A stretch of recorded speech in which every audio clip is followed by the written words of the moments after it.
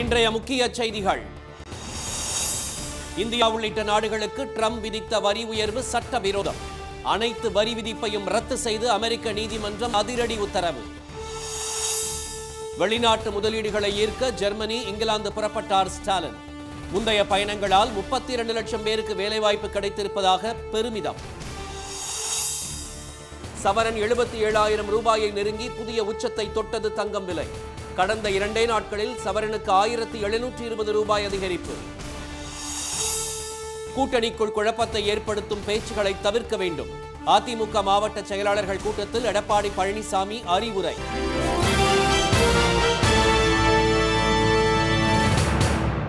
வணக்கம். வணக்கம். இந்தியா உள்ளிட்ட பல்வேறு நாடுகளுக்கு ட்ரம்ப் விதித்த வரிகளை சட்ட விரோதம் என்று கூறியுள்ள அமெரிக்க நீதிமன்றம் அதனை அதிரடியாக ரத்து செய்ய உத்தரவிட்டுள்ளது. 2வது முறையாக அமெரிக்க அதிபராக பதவியேற்ற ட்ரம்ப் இந்தியா, சீனா, மெக்சிகோ, கனடா, ஜப்பான், ஐரோப்பிய நாடுகள் அமெரிக்க பொருட்களுக்கு கூடுதல் வரி விதிப்பதாக குற்றம் சாட்டினார். இந்த வரி விதிப்புக்கு பதிலடியாக முதல் கட்டமாக சீனா, மெக்சிகோ மற்றும் கனடாவுக்கு கடந்த ஏப்ரல் மாதம் பரஸ்பர வரியை ட்ரம்ப் அமல்படுத்தினார். சீனாவுக்கு 145% வரை வரி உயர்த்தப்பட்டது. பின்னர் இந்த நாடுகள் பேச்சுவார்த்தை நடத்தி வரியை குறைத்தன.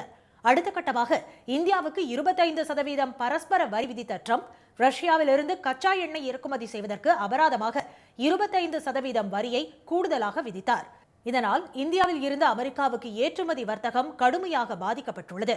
இந்நிலையில் ட்ரம்பின் வரி விதிப்பை எதிர்த்து நியூயார்க் வர்த்தக நீதிமன்றத்தில் வழக்கு தொடரப்பட்டது. இதனை விசாரித்த நீதிமன்றம் ட்ரம்ப் பிறப்பித்துள்ள வரி விதிப்புகள் அதிகார மீறல் என்று கூறி அனைத்து உத்தரவுகளையும் நிரந்தரமாக ரத்து செய்வதாக அறிவித்தது. இந்த உத்தரவை எதிர்த்து ட்ரம்ப் நிர்வாகம் சார்பில் மேல்முறையீட்டு நீதிமன்றத்தில் மனு தாக்கல் செய்யப்பட்டது. இதனை விசாரித்த 7 நீதிபதிகள் கொண்ட அமர்வு அவசர கால உத்தரவுகளை பிறப்பிக்கும் அதிகாரத்தை பயன்படுத்தி ட்ரம்ப் விதித்த வரி விதிப்பு சட்டவிரோதமானது என்று அதிரடியாக தீர்ப்பளித்தது. அதிக வரி விதிக்க அதிபருக்கு அதிகாரம் கிடையாது என்றும் சர்வதேச அவசரகால பொருளாதார அதிகார சட்டத்தை அவர் தவறாக பயன்படுத்தியுள்ளதாகவும் நீதிபதிகள் தெரிவித்தனர். வரி விதிக்கும் அதிகாரம் நாடாளுமன்ற அதிகார வரம்புக்கு உட்பட்டது என்றும் அதிபருக்கு அத்தகைய அதிகாரம் வழங்கப்படவில்லை என்றும் தெரிவித்த நீதிபதிகள் ட்ரம்ப் தனது வரி விதிப்பை நியாயப்படுத்தவே தேசிய அவசர நிலையை அறிவித்துள்ளதாக குறிப்பிட்டுள்ளனர்.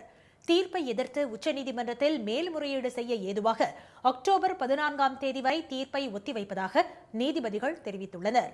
மேல்முறையீட்டு நீதிமன்றத்தின் தீர்ப்பை ட்ரூத் சமூக வலைதளத்தில் விமர்சித்துள்ள ட்ரம்ப் இந்த தீர்ப்பை அமல்படுத்தினால் அமெரிக்கா பேரழிவை சந்திக்க நேரிடும் என்று எச்சரித்துள்ளார். மேல்முறையீட்டு நீதிமன்ற நீதிபதிகள் கட்சி சார்புடன் செயல்படுவதாக குற்றம் சாட்டியுள்ள அவர் உச்சநீதிமன்றத்தில் தமக்கு சாதகமான தீர்ப்பு கிடைக்கும் என நம்பிக்கை தெரிவித்துள்ளார். ட்ரம்பின் வரி விதிப்பு மூலம் கடந்த மாதம் வரை அமெரிக்காவுக்கு $159 பில்லியன் வருமானம் கிடைத்துள்ளது. கடந்த சில ஆண்டுகளை விட 2 மடங்கு வரி வருவாய் கிடைத்துள்ள நிலையில் வரி விதிப்பு ரத்து செய்யப்பட்டால் அமெரிக்க பொருளாதாரம் கடும் நெருக்கடிக்கு உள்ளாக நேரிடும் என்று பொருளாதார நிபுணர்கள் எச்சரித்துள்ளனர். மேலும் இனிவரும் காலங்களில் வரி விதிப்பின் மூலம் மற்ற நாடுகளுக்கு நெருக்கடி அளிக்கவோ வரி உயர்வு அல்லது வரி குறைப்பு குறித்து பேச்சுவார்த்தை நடத்தவோ முடியாத நிலை ஏற்படும் என்றும் உலக பொருளாதார நிபுணர்கள் தெரிவித்துள்ளனர்.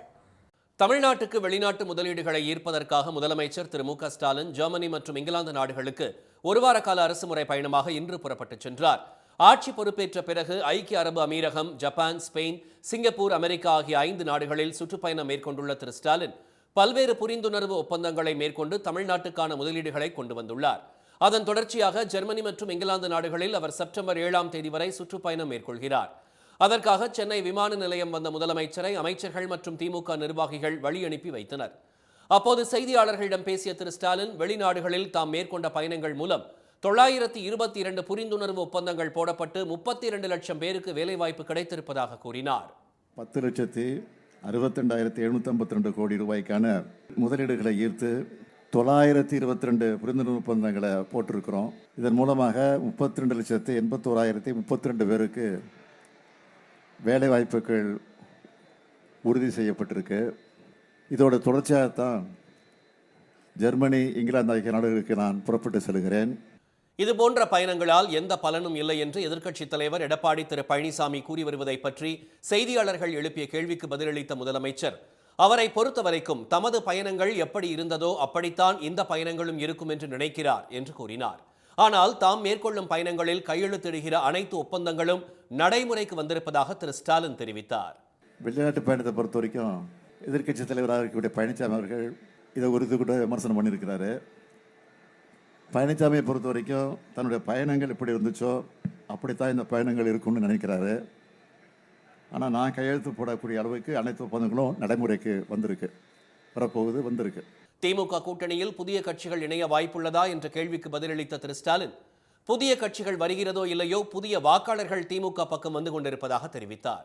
இன்றிரவு ஜெர்மனி சென்றடையும் முதலமைச்சர் நாளை அங்கு நடைபெறும் ஐரோப்பாவில் மாபெரும் தமிழ் கனவு 2025 நிகழ்ச்சியில் கலந்து கொள்கிறார். பின்னர் ஐரோப்பிய தமிழர்களுடன் கலந்துரையாடும் அவர் அங்கிருந்து லண்டன் புறப்பட்டு செல்கிறார். செப்டம்பர் 2ஆம் தேதி கேம்பிரிட்ஜ் பல்கலைக்கழகத்தில் நடைபெறும் நிகழ்ச்சியில் பங்கேற்கும் முதலமைச்சர் பின்னர் தொழிலதிபர்களை சந்திக்க உள்ளார். அதைத் தொடர்ந்து ஆக்ஸ்போர்ட் பல்கலைக்கழகத்தில் நடைபெறும் நிகழ்ச்சியில் திரு ஸ்டாலின் கலந்து கொள்கிறார். முதலமைச்சரின் பயணத்தின் போது பல்வேறு தொழில் ஒப்பந்தங்கள் கையெழுத்தாக உள்ளன. தங்கம் விலை இன்று ஒரே நாளில் சவரனுக்கு 680 ரூபாய் அதிகரித்து வரலாறு காணாத புதிய உச்சத்தை தொட்டுள்ளது. தங்கம் விலை சர்வதேச அளவிலான பொருளாதாரம் மற்றும் சந்தை நிலவரத்திற்கு ஏற்ப நிர்ணயிக்கப்பட்டு வருகிறது. அந்த வகையில் அமெரிக்கா இந்தியா மீது 50% வரி விதித்துள்ளதால் அது இந்திய வர்த்தகத்துறையில் பெரும் தாக்கத்தை ஏற்படுத்தியுள்ளது. கடந்த 2 நாட்களில் மட்டும் 1720 ரூபாய் உயர்ந்து ஒரு சவரன் தங்கம் விலை 77,000 ரூபாயை நெருங்கியுள்ளது. கடந்த திங்கட்கிழமை சவரனுக்கு 80 ரூபாயும், செவ்வாய்க்கிழமை சவரனுக்கு 400 ரூபாயும், புதன்கிழமை 280 ரூபாய், வியாழக்கிழமை 120 ரூபாயும் உயர்ந்து ஒரு சவரன் 75,240 ரூபாய்க்கு விற்பனையானது. தங்கம் விலை நேற்று ஒரே நாளில் இருமுறை உயர்ந்து சவரன் 76,280 ரூபாய்க்கு விற்பனையானது. இந்நிலையில் சென்னையில் இன்று ஆபரண தங்கம் விலை சவரனுக்கு 680 ரூபாய் உயர்ந்து ஒரு சவரன் 76,960 ரூபாயாகவும், கிராம் 9,620 ரூபாயாகவும் உள்ளது. வெள்ளியின் விலையும் ஒரே நாளில் கிராமுக்கு 3 ரூபாய் உயர்ந்து இதுவரை இல்லாத அளவில் கிராம் 134 ரூபாய் என்ற புதிய உச்சத்தை எட்டியுள்ளது. கூட்டணிக்குள் சலசலப்பை ஏற்படுத்தும் தேவையற்ற விவாதங்களையும் பேச்சுகளையும் தவிர்க்குமாறு அதிமுகவினருக்கு அக்கட்சியின் பொதுச் செயலாளர் எடப்பாடி திரு பழனிசாமி அறிவுறுத்தியுள்ளார். அதிமுக மாவட்ட செயலாளர்கள் கூட்டம் சென்னையில் அதிமுக தலைமை அலுவலகத்தில் நடைபெற்றது. எடப்பாடி திரு பழனிசாமி தலைமையில் நடந்த இக்கூட்டத்தில் சட்டமன்ற தேர்தல் பணிகள் குறித்து மாவட்ட செயலாளர்களுடன் விரிவாக ஆலோசிக்கப்பட்டது. கரூர், திருச்சி உள்ளிட்ட பல மாவட்டங்களில் பூத் கமிட்டி பணிகளை முடிக்காதது குறித்து அந்த மாவட்ட செயலாளர்களிடம் விளக்கம் கேட்கப்பட்டதாகவும், சில மாவட்டங்களின் செயலாளர்களின் செயல்பாடுகள் குறித்து எடப்பாடி திரு பழனிசாமி அதிருப்தி தெரிவித்ததாகவும் கூறப்படுகிறது.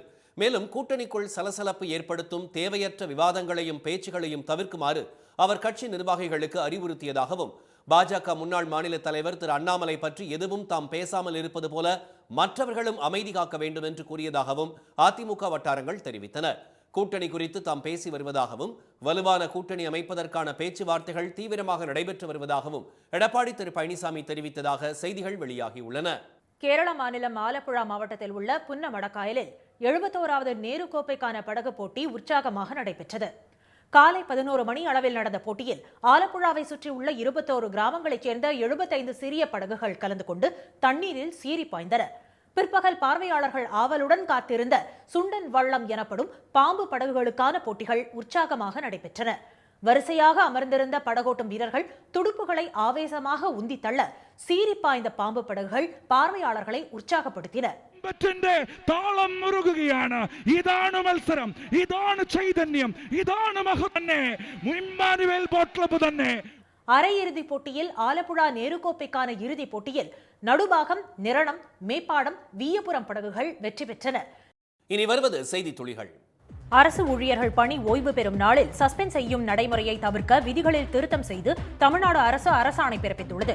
கடந்த செப்டம்பர் 7ஆம் தேதி சட்டப்பேரவையில் பேசிய முதலமைச்சர் திரு மு க ஸ்டாலின் அரசு ஊழியர்களின் கோரிக்கையை ஏற்று ஓய்வு பெறும் நாளில் சஸ்பெண்ட் செய்யும் நடைமுறை தவிர்க்கப்படும் என அறிவித்தார். அதன்படி அதற்கான அரசாணையை மனிதவள மேம்பாட்டுத்துறை வெளியிட்டுள்ளது. தமிழ் மாநில காங்கிரஸ் கட்சியின் நிறுவனர் ஜி.கே. மூப்பனாரின் 24வது நினைவு தினத்தை முன்னிட்டு தேனாம்பேட்டையில் அவரது நினைவிடத்தில் மத்திய நிதியமைச்சர் திருமதி நிர்மலா சீதாராமன், அதிமுக பொதுச் செயலாளர் எடப்பாடி திரு பழனிசாமி உள்ளிட்டோர் மரியாதை செலுத்தினர். ஜி.கே. மூப்பனார் நினைவிடத்திற்கு நேரில் சென்று எடப்பாடி திரு பழனிசாமி மரியாதை செலுத்தியது இதுவே முதன்முறையாகும். வடசென்னையில் வெள்ள பாதிப்புகளை தடுக்கும் நோக்கில் மேற்கொள்ளப்பட்டு வரும் பணிகளை ஆய்வு செய்த துணை முதலமைச்சர் திரு உதயநிதி கால்வாய் தூர்வாரும் பணிகளை தொடங்கி வைத்தார். வடகிழக்கு பருவமழை தொடங்குவதற்கு முன்னதாக 65 கோடி ரூபாய் மதிப்பீட்டில் திருவிக நகர் மண்டலம் ஓட்டேரி நல்லா கால்வாயில் தூர்வாறுதல், தடுப்பு சுவரினை உயர்த்தி கட்டுதல், சங்கிலி வேலி அமைத்தல் உள்ளிட்ட பணிகள் தொடங்கியுள்ளன. மக்களுக்கு பாதிப்பு ஏற்படா வண்ணம் பணிகளை விரைந்து முடித்திட அதிகாரிகளுக்கு திரு உதயநிதி அறிவுறுத்தினார். தமிழ்நாட்டுக்கு கல்வி நிதி வழங்காத மத்திய அரசை கண்டித்து காங்கிரஸ் நாடாளுமன்ற உறுப்பினர் திரு சசிகாந்த் செந்தில் 2வது நாளாக உண்ணாவிரத போராட்டத்தை தொடர்ந்தார். 2024-2025 கல்வி ஆண்டுக்கான தமிழகத்திற்கு தர வேண்டிய சமக்ரா சிக்ஷா கல்வி நிதியான 2152 கோடி ரூபாயை உடனே வழங்க வேண்டும் என்று அவர் வலியுறுத்தியுள்ள நிலையில் கல்வி நிதியை விடுவிக்கும் வரை தமது போராட்டம் தொடரும் என்று கூறியுள்ளார். மத்திய கல்வி அமைச்சரை சந்திக்க 3 முறை கோரியும் அவர் சந்திக்க மறுத்துவிட்டதாகவும் திரு சசிகாந்த் செந்தில் தெரிவித்துள்ளார். வேலூர் மாவட்ட ஆட்சியர் அலுவலகத்தில் மின் தூக்கியில் சிக்கிக் கொண்ட 12 பேரை தீயணைப்புத் துறையினர் பத்திரமாக மீட்டனர். சத்துவாச்சாரியில் உள்ள மாவட்ட ஆட்சியர் அலுவலகத்தில் பி பிளாக்கில் செயல்பட்டு வந்த மின் தூக்கி 4வது தளத்திற்கு சென்றபோது பழுதாகி நின்றது. அதில் 12 பேர் சிக்கிக் கொண்டதை அறிந்த தீயணைப்புத் துறையினர் பல மணி நேரம் போராடி அவர்களை மீட்டனர். தென்காசி மாவட்டத்தில் பெய்த கனமழை காரணமாக குற்றால அருவிகளுக்கு தண்ணீர் வரத்து அதிகரித்துள்ளது. மெயின் அருவியில் தண்ணீரின் சீற்றம் அதிகமாக இருப்பதால் அங்கு சுற்றுலா பயணிகள் குளிக்க தடை விதிக்கப்பட்டுள்ளது. இதனால் ஏமாற்றத்துடன் திரும்பிய சுற்றுலா பயணிகள் 5 அருவி பழைய குற்றால அருவிகளுக்கு சென்று குளித்து மகிழ்ந்தனர்.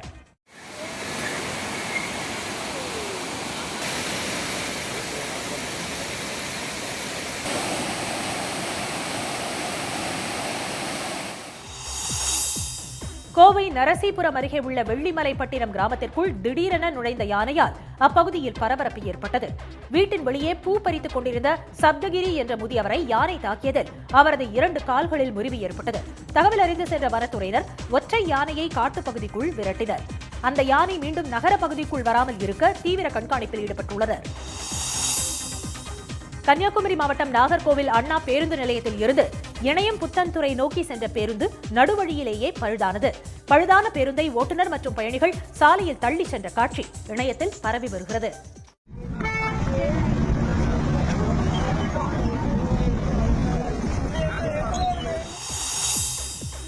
விவசாயிகளிடமிருந்து கொள்முதல் செய்யப்படும் பாலுக்கு கூடுதல் விலை நிர்ணயம் செய்ய கோரி தஞ்சை மாவட்டம் பாபநாசம் அடுத்த ஆதனூர் கிராம தொடக்க வேளாண் கூட்டுறவு சங்கம் முன் பசுமாடுகள் மற்றும் பால் கேன்களுடன் விவசாயிகள் ஆர்ப்பாட்டத்தில் ஈடுபட்டனர். கரையிலிருந்து எடுக்கின்ற தண்ணீருக்கு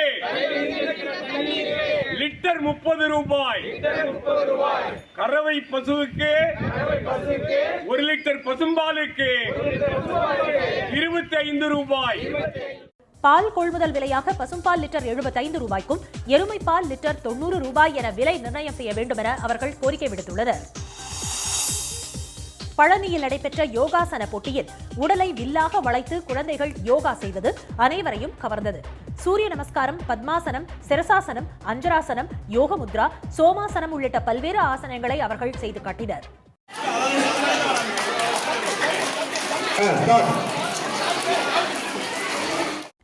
5 வயது முதல் 15 வயது வரையிலான குழந்தைகள் 500க்கும் மேற்பட்டோர் இந்த போட்டியில் கலந்து கொண்டனர். உதகை அருகே யானை தாக்கியதில் ஆந்திராவைச் சேர்ந்த இளைஞர் உயிரிழந்தார். மஞ்சூர் அடுத்துள்ள பென்ஸ்டாக் பகுதியில் தனியாருக்கு சொந்தமான பண்ணை வீட்டில் சமையல் கலைஞராக பணியாற்றி வந்த ஆந்திராவைச் சேர்ந்த சுகுந்தராம் நேற்றிரவு வீட்டிற்கு வெளியே வந்தபோது யானை தாக்கியதில் அந்த துயர சம்பவம் அரங்கேறியது. தேனி மாவட்டம் வருசநாடு அருகே தோட்டத்தில் வேலை செய்து கொண்டிருந்த விவசாயியை புதரில் மறைந்திருந்த கரடி தாக்கிய சம்பவம் அதிர்ச்சியை ஏற்படுத்தியுள்ளது. தர்மராஜபுரம் கிராமத்தில் பஞ்சம் தாங்கி மலையடிவாரத்தில் விவசாயி முருகன் தனக்கு சொந்தமான தோட்டத்தில் வேலை பார்த்துக் கொண்டிருந்த போது கரடி தாக்கியதில் அவர் படுகாயமடைந்தார். கன்னியாகுமரி மாவட்டம் கீழமணக்குடி பகுதியில் மத்திய அரசின் ஹைட்ரோ கார்பன் எடுக்கும் திட்டத்துக்கு எதிர்ப்பு தெரிவித்து மீனவர்கள் போராட்டத்தில் ஈடுபட்டனர். தேவாலயத்தின் முன் கூடிய மீனவர்கள் ஹைட்ரோ கார்பன் திட்டத்தை கண்டித்து முழக்கங்கள் எழுப்பினர்.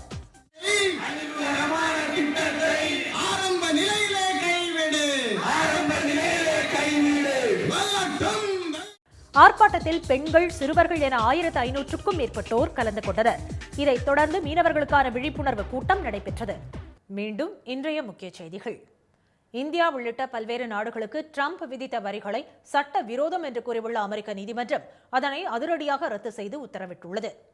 தமிழ்நாட்டுக்கு வெளிநாட்டு முதலீடுகளை ஈர்ப்பதற்காக முதலமைச்சர் ஸ்டாலின் ஜெர்மனி மற்றும் இங்கிலாந்து நாடுகளுக்கு 1 வார கால அரசுமுறை பயணமாக புறப்பட்டுச் சென்றார். தங்கம் விலை இன்று ஒரே நாளில் சவரனுக்கு 680 ரூபாய் அதிகரித்து வரலாறு காணாத புதிய உச்சத்தை தொட்டுள்ளது. இத்துடன் இந்த செய்திகள் நிறைவடைந்தன. மீண்டும் சன் டிவியில் செய்திகள் நாளை காலை 7:30 மணிக்கு. செய்திகளை உடனுக்குடன் தெரிந்து கொள்ள QR கோடை ஸ்கேன் செய்து சன் நியூஸ் வாட்ஸ்அப் சேனலில் இணைந்திருங்கள். வணக்கம். வணக்கம்.